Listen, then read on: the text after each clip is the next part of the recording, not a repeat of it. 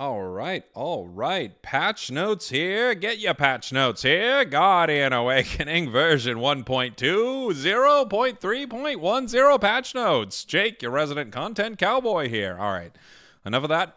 Guardian Awakening is the new balance patch coming for Unite. I expected something with Charizard, but look at this. It is all support focused on our image right here. So let's see what they've got for us. Hopefully we have some Empoleon nerfs. Halloween event is underway. New items in the Halloween shop. We've got Dark Lord Darkrai. Prize machine is updated for Mimikyu. Okay. Obviously we got the new patch coming. Oh, Thea Sky Ruins Groudon. Regieleki. The countdown gauge will now be displayed in yellow. Oh, wow. So you'll know. That is a very weird change. I kind of thought that not knowing was like part of the interesting strategy around it, but now you will know before the first spawn of Regieleki whether it's going to be Regieleki in the top or bottom path. Interesting change. Okay.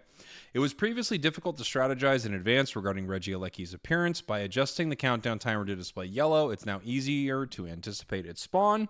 Top path. Some of the wild Pokemon have been changed. Oh, if they took away the Natus again.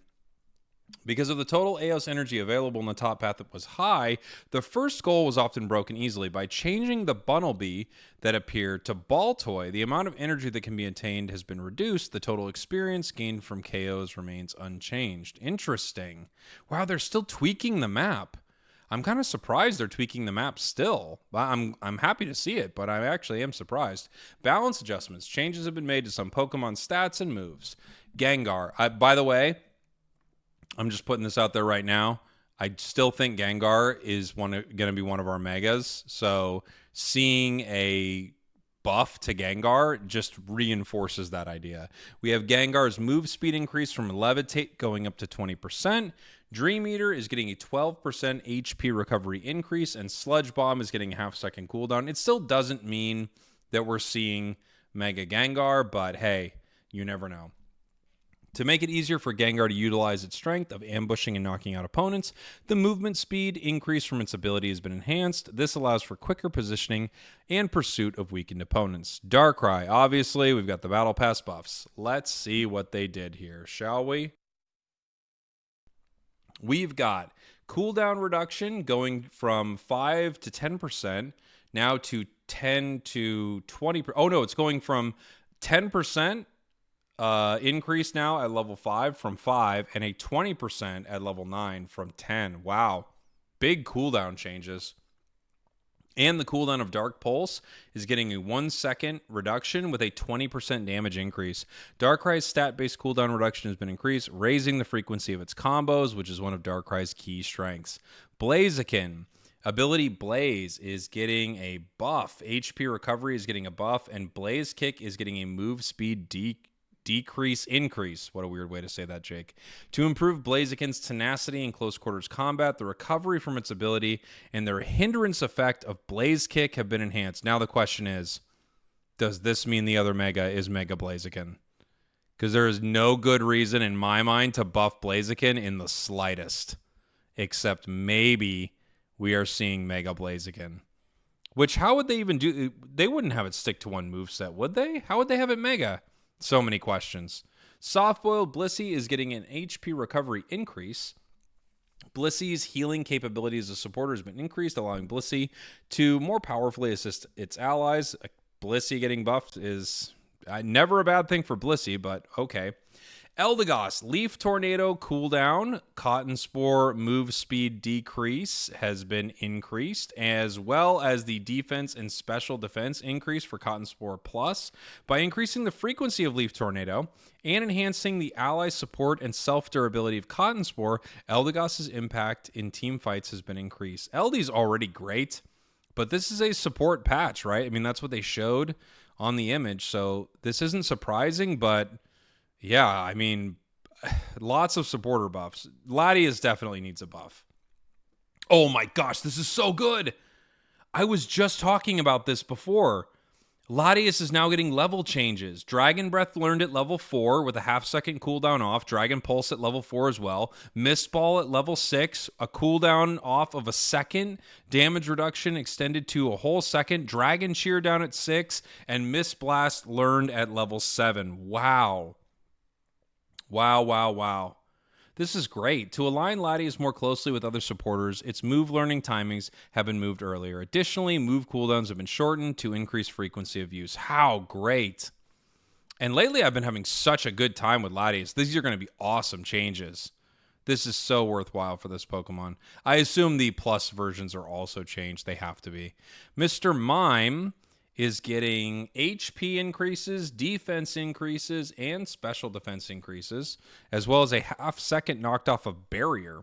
As Mr. Mime was being knocked out somewhat easily, its durability has been improved, and the cooldown of its main move, barrier, has been reduced. Yeah, these are great changes for Mime. I think Mime is already really good. This is going to be nice for Mime. Alolan Raichu.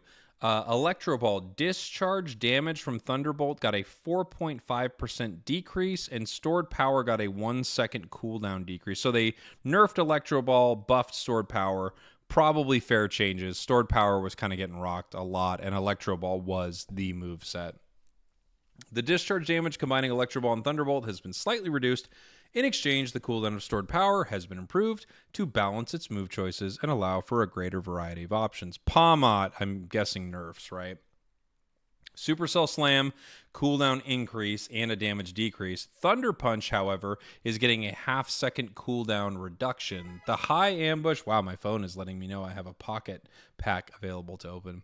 The High Ambush potential of damage of Wild Charge has been slightly reduced. On the other hand, the usability of Thunder Punch has been improved to adjust the balance. Fair enough. Okay, Empoleon, look at this. Finally. HP recovery is going from 25% to 15% of damage dealt. Metal Claw has a 10% damage decrease and a 25% shield decrease. Hydro Cannon, damage by 12%, HP recovery by 20. Whirlpool, damage by 12. Unite Move, damage by 25. Yeah. You might actually get to play Empoleon now.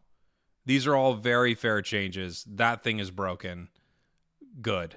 Venusaur, Solar Beam, cooldown from 9 and 7 seconds to 9 and 8. So the plus version doesn't have the same cooldown anymore. Base damage has an 8% decrease. No additional change to the damage based on opponent's HP. Petal Dance has a 1-second increase, and the move speed is from 80% now instead of 90%. Okay. Regardless of what moves were chosen, Venusaur was demonstrating high performance. In particular, the damage from Solar Beam and the mobility from Petal Dance were outstanding. Yeah, this is all fair. All fair. This patch is pretty good so far. Well, I don't know what's going on with Blaziken, though. Dragonite, Hyper Beam. Additional damage with max Dragon stacks has been reduced from 20% to 15% of opponent's max HP. Hyper Beam, when combined with Dragon Dance, was extremely effective against large wild Pokemon. To ensure balance in the new map environment where many high HP Pokemon appear, its damage has been adjusted. Pikachu, Electro Ball, damage 8 to a 0% decrease. The damage of Electro Ball in the early game has been adjusted. Okay, so a little Pikachu nerf. Interesting. Slowbro has a Scald damage decrease and an Amnesia cooldown increase. As Slowbro combined high durability with high sustained damage, the damage of Scald and frequency of Amnesia have been nerfed. Mega Lucario. A 1-second delay has been added before close combat can be canceled after Mega evolving. Close combat was often canceled immediately by misinput. Oh my gosh! This is a buff! I've done this with Mega Lucario. And it was on stream where I realized what I was doing, and I had to stop it. Bug fixes fixed a bug where Empoleon was dealing 8% more damage to wild Pokemon than was intended. What? Really? And Hoopa, Latias, and Alchemy were also dealing 8% less damage to wild Pokemon?